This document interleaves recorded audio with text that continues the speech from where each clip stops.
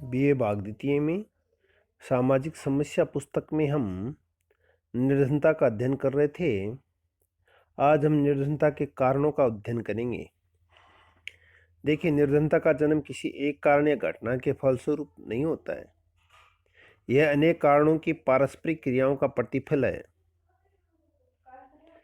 Ferris तथा Gillin और Gillin ने गरीबी के लिए उत्तरदायी अनेक वैयक्तिक, प्राकृतिक, आर्थिक, सामाजिक, राजनीतिक तथा सांस्कृतिक कारकों का उल्लेख किया।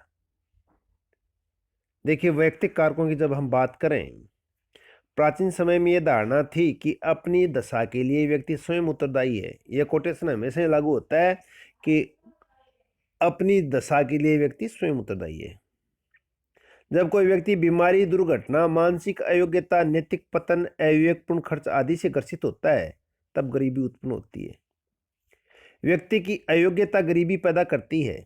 यह अयोग्यता अनेक कारणों से उत्पन्न हो सकती है।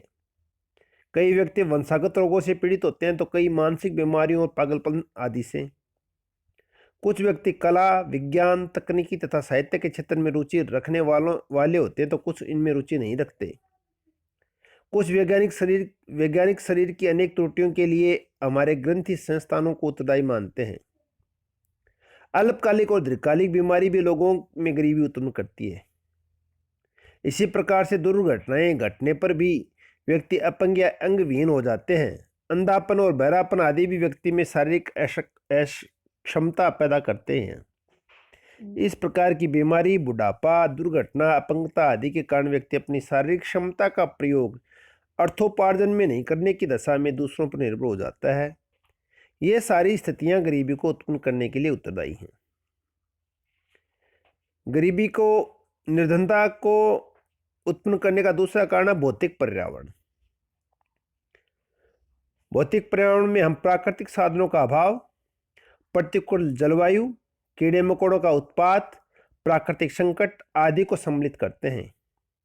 यदि किसी देश में प्राकृतिक भंडारों व खनिज पदार्थों का अभाव है, भूमि में उपजाऊपन की कमी है, तो ऐसी स्थिति में वहां के लोगों को धनोपार्जन के लिए प्रचुर प्राकृतिक साधनों के नहीं मिलने से अपनी आवश्यकताओं की पूर्ति में कठिनाइयों का सामना करना पड़ता है। जहाँ खनिजों का बाहुल्य है, उपजाऊ मिट्टी और सिंचाई के साधनों की सुविधाएं हैं, वहाँ समृद्धि पाई जाती है। इसके विपरीत रेगिस्तान और वर्षा की कमी वाले स्थानों पर गरीबी पाई जाती है। खराब मौसम के कारण, जैसे अत्यधिक गर्मी और सर्दी तथा ओलों के कारण फसल नष्ट हो जाती है, तो लोगों को अभाव व गरीबी का सामना करना पड़ता है। इसी प्रकार से प्राकृतिक प्रकोप जैसे बाढ़, अकाल, भूचाल, महामारी आदि भी गरीबी को उत्पन्न करते हैं। बिहार, असम, बांग्लादेश और उत्तर प्रदेश में बाढ़ और तूफान के कारण अनेक बार लोगों की बस्तियां भी उजड़ जाती हैं और वे नष्ट हो जाते हैं। गरीबी का अगला कारण है आर्थिक कारण। गरीबी का संबंध आर्थिक पहलुओं से भी है। आर्थिक दशा का वर्णन आय और खर्च के संदर्भ में किया जाता है। अपर्याप्त उत्पादन, असमान वितरण, आर्थिक उतार चढ़ाव, बेकारी, गरीबी का दुष्चक्र, मंदी आदि गरीबी को जन्म देते हैं। भारत में उत्पादन के लिए साधारणतः परंपरागत साधनों का प्रयोग किया जाता है, अतः यहाँ पर्याप्त उत्पादन नहीं हो पाता है। ऐसी स्थिति में जीवित रहने के लिए आवश्यक वस्तुओं को जुटा पाना भी कठिन हो जाता है। गरीबी का अगला कारण है सामाजिक कारक। सामाजिक कारकों के अंतर्गत हम शैक्षणिक कमियों, स्वास्थ्य रक्षण का अभाव, आवास सुविधाओं का अभाव, विवाह और पैतृकता के अभाव को दोषी ठहराते हैं। दोषपूर्ण शिक्षा प्रणाली के कारण हमारे यहाँ शिक्षितों में बेकारी पनपी है। शिक्षा उन्हें जीवन यापन के लिए पूरी तरह तैयार नहीं कर पाती। शिक्षा में अनुशासन के अभाव के कारण छात्र असंतोष की समस्या पनपती है। हमारे यहाँ अंधों, बहरों, अपंगों के लिए भी पर्याप्त शिक्षा और जीवन यापन की सुविधाएं उपलब्ध नहीं है। गरीबी का अगला कारण है राजनीतिक कारण। राजनीतिक अस्थिरता और उथल पुथल गरीबी को जन्म देती है। ऐसी स्थिति में चारों ओर असंतोष, मुनाफाखोरी, कालाबाजारी, जमाखोरी आदि पनपती है। राजनीतिक दलों की पारस्परिक विमर्शता भी देश में अफवाहों को जन्म देती है और इसके फलस्वरूप व्यापार में उतार चढ़ाव आते हैं। सरकार की आर्थिक नीतियों का भी अर्थव्यवस्था पर प्रभाव पड़ता है। सरकार की उत्पादन नीति, टैक्स नीति, आयात निर्यात और वितरण की व्यवस्था भी देश के लोगों की आर्थिक दशा को प्रभावित करती है। स्वतंत्रता के दौरान अंग्रेजों ने भारत के आर्थिक स्रोतों का खूब शोषण किया। इंग्लैंड के कारखानों के लिए भारत कच्चा माल की भी जुटाता था तथा बने माल के लिए बाजार भी। उन्होंने हमारे यहाँ पर उद्योगों की स्थापना को महत्व नहीं दिया। वर्तमान में किसी भी व्यवसाय के फलने फूलने में राज्य की सहायता और आर्थिक नीतियों का महत्वपूर्ण योगदान होता है। गरीबी का अगला कारण है युद्ध। युद्ध के दिनों में आर्थिक अपयोग बहुत होता है, परिणाम स्वरूप बड़े पैमाने पर गरीबी पनपती है। 2 विश्व युद्धों ने पश्चिम देशों को दिवालिया बना दिया। युद्ध में पुरुषों की मृत्यु अधिक होती है, अतः स्त्रियों को अर्जन करना होता है और कई बच्चे तो अनाथ हो जाते हैं तथा समाज में आर्थिक संबंध अस्त व्यस्त हो जाते हैं। युद्ध के कारण मानसिक पीड़ा और अस्थिरता उत्पन्न होती है, जिससे उत्पादन की क्रिया भी प्रभावित होती है। युद्ध के दिनों में अंतर्राष्ट्रीय व्यापार को हानि होती है तथा व्यापारिक मार्ग बंद हो जाते हैं। अगला है सांस्कृतिक कारण। हमारी संस्कृति में अधिक धन प्राप्ति को या धन के लिए जीवन को खपा देने को उचित नहीं माना गया है। भारतीय सांस्कृतिक मूल्यों में सादा जीवन और उच्च विचार की बात कही गई है, अतः लोग धन के पीछे नहीं भागते। वर्ण जीवन की कम से कम आवश्यकताओं को पूरा करने में संतोष महसूस करते हैं। वर्तमान में भारत की गरीबी का जो उल्लेख किया जाता है वह पश्चिम देशों की देन है। गरीबी एक सापेक्ष अवधारणा है जिसे किसी भी देश और समाज की संस्कृति के संदर्भ में देखा जाना चाहिए।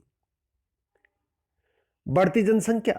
गरीबी का कारण है बढ़ती जनसंख्या। अगला, भारत में प्रतिवर्ष बढ़ती जनसंख्या की बाढ़ ने भी गरीबी को बढ़ावा दिया है। जिस गति से यहाँ जनसंख्या बढ़ती है उसी गति से जीवन यापन के लिए साधनों और सुविधाओं में वृद्धि नहीं होती। परिणाम स्वरूप लोगों को बेकारी और भूखमरी का सामना करना पड़ता है। माल्थस ने अपने लेख एन एस ऑन पॉपुलेशन में बढ़ती जनसंख्या और गरीबी के लिए उत्तरदायी बताया है। जनसंख्या की तुलना में जब उत्पादन नहीं होता है तो आर्थिक संतुलन बिगड़ जाता है। गरीबी का अगला कारण है बेकारी। बेकार होने पर व्यक्ति को दूसरों पर निर्भर होना पड़ता है। पर्याप्त आय न होने पर वह अपना तथा अपने आश्रितों का भरण पोषण नहीं कर पाता। उत्पादन के साधनों के अभाव में भी बेकार व्यक्ति अर्जन नहीं कर सकता और उसे अपनी आवश्यकताओं को घटाकर निम्न जीवन स्तर बिताने के लिए बाध्य होना पड़ता है। कई बेकार व्यक्तियों को तो भीख मांगकर जीवन यापन करना पड़ता है। गरीबी का अगला कारण है कृषि। कृषि की गिरी हुई दशा के कारण तथा सिंचाई के साधनों के अभाव में ग्रामीणों को कई बार भूखमरी का सामना करना पड़ता है। उन्नत खाद, बीज व साधनों के अभाव एवं परंपरागत खेती के तरीकों के कारण कृषि की उपज इतनी नहीं हो पाती कि किसान वर्ष भर के लिए अपने परिवार का भरण पोषण और कुछ बचत कर सके। अधिकांशतः कृषि वर्षा पर निर्भर है, अतः जब वर्षा अच्छी होती है तो आसानी से वर्ष भर भरण पोषण हो पाता है, अन्यथा लोगों को भूखमरी का सामना करना पड़ता है। गरीबी का अगला कारण है जमींदारी प्रथा। भारत में जमींदारी प्रथा को कानूनी रूप से समाप्त कर दिया गया है। सीलिंग एक्ट द्वारा अधिकतम भूमि की सीमा निर्धारित कर दी गई है,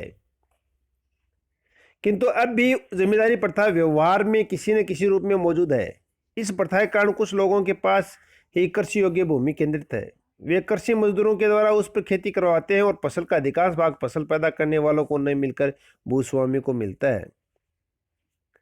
गरीबी का अगला कारण है साहूकारी प्रथा। गांवों में सहकारी समितियों का अभाव है। किसानों को अपनी जरूरत के समय साहूकारों के पास जाना होता है। साहूकार किसानों और ग्रामीणों की मजबूरियों और अज्ञानता का लाभ उठाकर उनका शोषण करते हैं। वे जीवन भर ऋण के में बोझ से मुक्त नहीं हो पाते। राजस्थान में अभी भी कुछ समय पूर्व तक किसागड़ी प्रथा प्रचलित थी। इस प्रथा के अनुसार उधार देने वाले व्यक्ति को उस समय तक जब तक वह केवल ऋण पुनः नहीं लौटाता, साहूकार के घर मुफ्त सेवा करनी पड़ती थी। साहूकार के चुंगल में फंसने पर उनकी मुक्ति पाना बहुत कठिन था और गरीब सदा गरीब ही बना रहता था। अगला कारण है सामाजिक कुप्रथाएं। हिंदू समाज में दहेज, मृत्यु भोज और विवाह से संबंधित कई सामाजिक कुरीतियां प्रचलित हैं। इन्हीं रीति रिवाजों के कारण एक व्यक्ति को अपनी आर्थिक क्षमता न होने पर भी सामाजिक प्रतिष्ठा की रक्षा के लिए आर्थिक खर्च करना पड़ता है, इसलिए उसे ऋण लेना पड़ता है और वह गरीब होता जाता है। अगला कारण है अज्ञानता और अशिक्षा। भारत में बहुत कम लोग ही शिक्षित हैं और गांवों में तो शिक्षा का नितांत अभाव है। शिक्षा की कमी के कारण लोग अज्ञानी होते हैं। वे तार्किक दृष्टिकोण के स्थान पर भावात्मक दृष्टि से किसी वस्तु का मूल्यांकन करते हैं। ग्रामीणों की अशिक्षा और अज्ञानता का लाभ जमींदार और साहूकार उठाते हैं और उनका आर्थिक शोषण करते हैं। गरीबी का अगला कारण है प्राकृतिक साधनों का अपूर्ण दोहन। भारत में प्राकृतिक वस्तुओं की प्रचुरता है। कोयला, लोहा, यूरेनियम, अभ्रक, सीसा, ग्रेफाइट, समुद्री खनिजों और अनेक प्रकार के खनिज पदार्थों का भारत में प्रचुर भंडार है, किंतु साधनों के अभाव के कारण उनका पूरी तरह से दोहन किया गया है। कृषि योग्य भूमि में भी प्रति एकड़ उपज बहुत कम है, जिससे बढ़ाए जाने की काफ़ी संभावना है। इसलिए कहा जाता है कि भारत एक संपन्न देश है जिसमें गरीब लोग निवास करते हैं। आलस्य और निष्क्रियता गरीबी को जन्म देती है। भारत में काफ़ी लोग आलसी और निष्क्रिय भी हैं। इस निष्क्रियता के कारण यहाँ की सामाजिक और भौगोलिक परिस्थितियां भाग्य पर विश्वास, उदासीनता, बुरा स्वास्थ्य आदि उत्तरदायी हैं। गुरनार मिडल क्या कहते हैं? गुरनार मिडल लिखते हैं, यदि आप अपनी अगली छुट्टियां देश के किसी भीतरी हिस्से के किसी दूसरे गांव में बिताएं तो आप देखेंगे कि लोग निरुत्साहित और भय से ग्रस्त हैं। आपको टूटे फूटे मकान देखने को मिलेंगे। आपको पशु बहुत ही बुरी हालत में देखने को मिलेंगे। इन सब बातों के बावजूद आप यह देख सकेंगे कि सर्वथा आलस्य की बात है। जहाँ आलस्य है वहाँ गरीबी है। नरम राज्य भी गुरनार मिडल सभी अविकसित राष्ट्रों में गरीबी का कारण नरम राज्य मानते हैं। नरम राज्य का अभिप्राय उस सामाजिक अनुशासनहीनता से है जो विभिन्न रूपों में प्रकट होती है, जैसे कानून की कमियां तथा कानून के पालन और लागू करने की खामियां। जो भी राज्य नरम राज्य है वह गरीबी से त्रस्त है। औद्योगिकरण और पूंजीवाद। उत्पादन के परंपरागत साधनों का स्थान जब मशीनों ने लिया तो फैक्ट्रियां प्रणाली अस्तित्व में आई। बड़े बड़े उद्योग स्थापित किए गए। परिणाम स्वरूप ग्रामीण कुटीर उद्योग प्राय नष्ट हो गए और गरीबी बढ़ती गई। इस प्रकार गरीबी के अनेक कारण हैं। धन्यवाद।